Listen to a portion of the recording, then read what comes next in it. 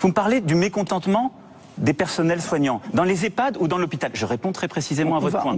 Ce mécontentement, il n'est pas lié à une décision quelle qu'elle soit du gouvernement, il est lié à une situation qui s'est installée depuis des années, une très grande difficulté à laquelle nous allons répondre. Mon objectif reste de réconcilier et d'unir le pays, mais on ne l'unira pas par l'inaction, en cédant à la tyrannie de certaines minorités qui se sont habituées à ce qu'on leur cède, en refusant de transformer le pays, parce que c'est le mandat sur lequel j'ai été Emmanuel Macron. élu. Adrien Quatennens, qui sont ces minorités à qui on a trop souvent cédé, selon vous et selon Emmanuel Macron? Je pense qu'il voulait sûrement parler des riches, dont il est le président. C'est vrai qu'il y a une minorité dans ce pays à qui on cède trop souvent et sans d'ailleurs qu'il n'en demande tant. Voilà ma réponse. En réalité, ce soir, Emmanuel Macron a signé le début de son naufrage. Il a donné à voir une nouvelle fois l'aveuglement idéologique, l'impasse dans laquelle il nous met. Alors je veux juste signer quand même ce fait que, contrairement à l'interview à laquelle on a assisté jeudi, il faut quand même féliciter le travail des journalistes. On a une interview qui était quand même plus intéressante que celle de jeudi, il faut bien le dire, mais qui a fait cette démonstration finalement de l'aveuglement idéologique. Emmanuel Macron était bien en peine quand il s'agissait de faire de la démonstration. Si on prend plusieurs points de sa politique sur le fond, il a eu du mal à démontrer. Il a dit voilà, ça repose aussi sur une forme de croyance. Il a dit oui, j'y crois. Par exemple sur la question de l'ISF, oui, je crois que c'est en redistribuant plus de capital qu'il va correctement s'allouer. Il n'a pas fait la démonstration de comment, puisqu'il n'en demande pas de contrepartie. Emmanuel Macron est effectivement assez faible avec les forts et fort avec les faibles. On le voit, parce qu'en l'occurrence, ces minorités dont il parle sont en train de devenir une majorité de gens conscients qui ont des contre-arguments à lui proposer. Et face à ces arguments, eh bien, il oppose la stratégie de la tension, du conflit, du coup de force, du coup de menton, sans doute pour donner des signaux à une droite qu'il prétend représenter sans le dire. Parce que je pense, comme ça a été dit avant l'interview par certains des journalistes qui étaient sur votre plateau, qu'il a besoin de se redéployer et que donc il aspire à être ce chef de la droite. Adrien Quatennens, pardon, je vous coupe un instant pour vous dire deux choses. La première, c'est que Daniel Fasquelle, qui est là, a priori, veut pas d'Emmanuel Macron comme chef. Enfin, je l'ai observé avec attention lorsque vous parliez. Et je voudrais que Marlène Schiappa puisse vous répondre. Reste avec nous, Adrien Quatennens. Qu'est-ce que vous répondez à la France Insoumise par la voix du député du Nord? Oui, j'entends ce que dit Adrien Quatennens. Bien évidemment, je ne le partage pas. Prenons un exemple, Notre-Dame-des-Landes. Il y a cette ZAD, cette zone à défendre. Zone à défendre contre quoi? Ce projet d'aéroport, il a été annulé, il n'y aura pas de construction d'aéroport. Toute logique serait maintenant d'évacuer la ZAD. Et quand on nous dit c'est parce qu'il y a des projets de société alternatifs, etc.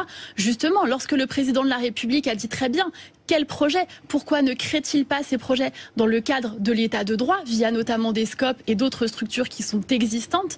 Eh bien, Edoui Plenel ne pouvait pas lui répondre parce qu'il n'y a pas de réponse logique à cela. Il y a des gens qui ont décidé de s'enfermer dans la contestation la plus radicale, voire la plus violente, notamment à Notre-Dame-des-Landes, qui sont une petite minorité qui, en ce moment, effectivement, sont en train d'avoir le souhait de faire pourrir une situation. Et moi, je voudrais saluer le sang-froid des forces de l'ordre qui sont là-bas et qui mènent un travail extraordinaire, bien que de nombreux d'entre eux aient été blessés à ces occasions. Adrien Quatennens, vous avez la parole.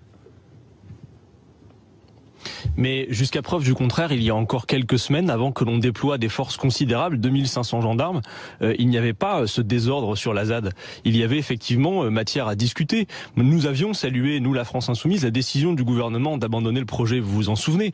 Eh bien, je pense qu'il y avait une situation, une issue positive que nous aurions pu prendre par la discussion et la concertation, notamment parce que vous l'avez dit, il y a effectivement sur place des alternatives possibles. Et je pense que bon nombre de celles et ceux qui aujourd'hui occupent encore ce terrain étaient prêts à la discussion. Et en déployant la force, finalement, on donne des signaux qui sont assez négatifs et qui ne servent pas à la cause du gouvernement, par ailleurs, je dois le dire. Mais je voudrais continuer juste à analyser l'intervention du président ce soir.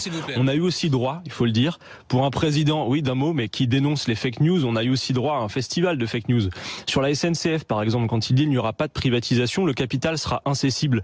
Je pose la question, pourquoi la majorité, la semaine dernière, a refusé l'amendement de la France Insoumise qui précisait justement de mettre ce terme d'incessibilité dans le texte. Sur le pouvoir d'achat aussi, on a une démonstration qui dément les fondements de l'économie. Quand on nous dit la baisse des cotisations sociales, c'est la hausse du pouvoir d'achat et du salaire, chacun sait que c'est faux parce que les cotisations sociales, c'est justement votre salaire différé qui finance notamment la santé. Santé à laquelle Emmanuel Macron dit avoir augmenté les moyens. Non, désolé, excusez du peu, mais notamment sur l'assurance maladie, c'est plus de 4 milliards d'économies et donc cette logique du faire toujours plus avec toujours moins. Merci beaucoup Adrien Quatennens. Et dès qu'on lui demande des précisions, il a quelques difficultés. Je voudrais juste terminer sur la Syrie quand même. Emmanuel Macron en 10 secondes s'il vous plaît, sinon je suis obligé de vous interrompre, c'est pas super bien élevé. Oui. Il a rappelé que l'issue était politique. Je pense que la France a manqué une occasion de ne pas suivre les États-Unis dans ce délire guerrier, parce que maintenant, pour être plus crédible, ça va être encore plus compliqué suite à ces bombardements dont on voit mal finalement l'intérêt. Merci beaucoup Adrien Quatennens, en direct ce soir sur BFM TV grâce à Jérémy Mailleux. Daniel Fasquelle. Oui, non, Monsieur Macron n'est pas de droite. Si Monsieur Macron était de droite, il diminuerait les dépenses publiques, le nombre de fonctionnaires, il diminuerait les impôts des classes moyennes, il rétablirait la politique familiale qui a été mise à mal, il mènerait une vraie politique d'aménagement du territoire, ce qui n'est pas le cas aujourd'hui, parce qu'il y a une vraie fracture qui est en train de s'installer dans le pays, avec une politique très injuste, notamment en direction des territoires ruraux. On pourrait reparler des fermetures de classes, des tribunaux qui sont pour certains menacés, des petites lignes aussi qui sont menacées, quoi qu'on nous dise, parce qu'il y a beaucoup de discours, mais derrière, il y a très peu de faits concrets qui permettent de rassurer nos concitoyens. Et puis, s'il était de droite, il aurait ce soir changé de cap, s'agissant de mieux contrôler les flux migratoires et s'agissant de lutter plus efficacement contre le terrorisme. Donc vous nous confirmez, il n'est toujours pas républicain. Donc il n'est pas républicain, mais surtout il n'est pas de droite. J'insiste sur ce point. Les gouvernements de droite n'ont pas réduit les dépenses publiques ni diminué les impôts des classes moyennes. Non, mais en tous les cas, c'était au cœur de notre projet, de notre programme, c'est vrai, mais tous les gouvernements de droite n'ont pas eu la chance qu'aujourd'hui M. Macron d'avoir la croissance qu'il a. Je vous rappelle que M. Sarkozy va vivre la crise de 2008. Aujourd'hui, M. Macron bénéficie de la croissance dont il ne fait malheureusement absolument quand même rien. Davantage au bout d'un an de présidence, il séduit davantage à droite qu'à gauche, où on voit plutôt une partie de ces électeurs de 2017 passer plutôt dans la catégorie des déçus ou des attentistes, alors qu'à droite, ça monte fortement l'adhésion. Je crois que tout Moi, ce je peux vous débat assurer qu'on qu'il a déçoit là... beaucoup l'électorat populaire, l'électorat qui a fait aussi qu'on a aujourd'hui des députés, y compris des députés de droite, parce que moi je revendique d'avoir été élu aussi par un électorat populaire. Anne Chapa, allez-y. Très bien. Je crois que ce débat qu'on a là depuis quelques instants n'est pas extrêmement intéressant. Je crois que ce qui n'est pas intéressant, désolé de le dire comme ça, mais ça n'est pas de savoir si telle phrase était de droite, si telle phrase était de gauche, si telle phrase était de gauche mais aurait pu être de droite. Ce qui est intéressant justement avec ce que porte le président de la République, Emmanuel Macron, c'est de transformer le pays en visant l'efficacité pour l'ensemble des Françaises et des Français, et pas d'avoir un raisonnement dogmatique en se disant est-ce que telle transformation est de gauche, telle transformation est de droite. Ça c'est un débat du passé, pardon de le dire. Enfin, ce qui est d'actualité, ce serait quand même de pouvoir baisser les impôts des classes moyennes, de pouvoir diminuer les dépenses publiques. Parce que, non, mais au-delà, Stéphane Le Foll qui vous écoute avec attention Macron, et sans vous entendre depuis tout à l'heure. Mais malheureusement, ça ne sera pas dans les faits. La suppression de la taxe d'habitation, pardon. Stéphane Le Foll, allez-y. Non, mais le sujet, il est de savoir comment on analyse cette politique et à quoi elle va conduire. Je l'ai dit tout à l'heure sur la fiscalité.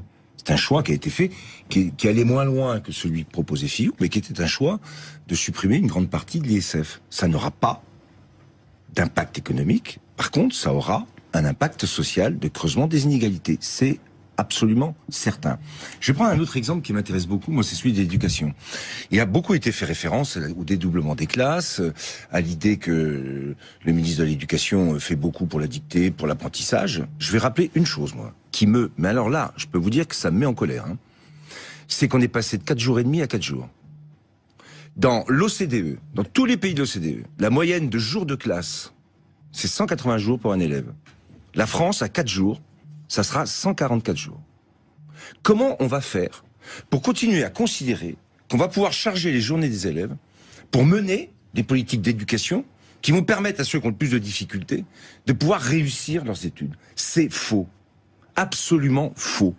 Et je le dis ce soir, ça, sur la question éducative, on nous met sur la table un certain nombre de mesures que je peux partager, sur le dédoublement des classes, mais ce qui a été fait sur le renoncement aux 4 jours et demi, en laissant les mairies se débrouiller toutes seules, résultat, c'est que toutes les mairies passent pratiquement à 4 jours, le résultat de tout ça, c'est que la France est le plus mauvais élève de tous les pays de l'OCDE, et que les jours de classe pour les élèves sont les plus chargés et les moins nombreux dans l'année. C'est parfaitement, comment dirais-je, inefficace. Cet entretien d'Emmanuel Macron face à Edoui Plenel de Mediapart et Jean-Jacques Bourdin. Première chose, bravo aux 2 journalistes.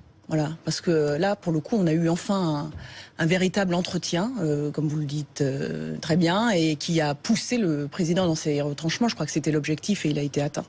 Donc voilà, ça c'est des médias qui fonctionnent. Pour ce qui est du président, il est droit dans ses bottes.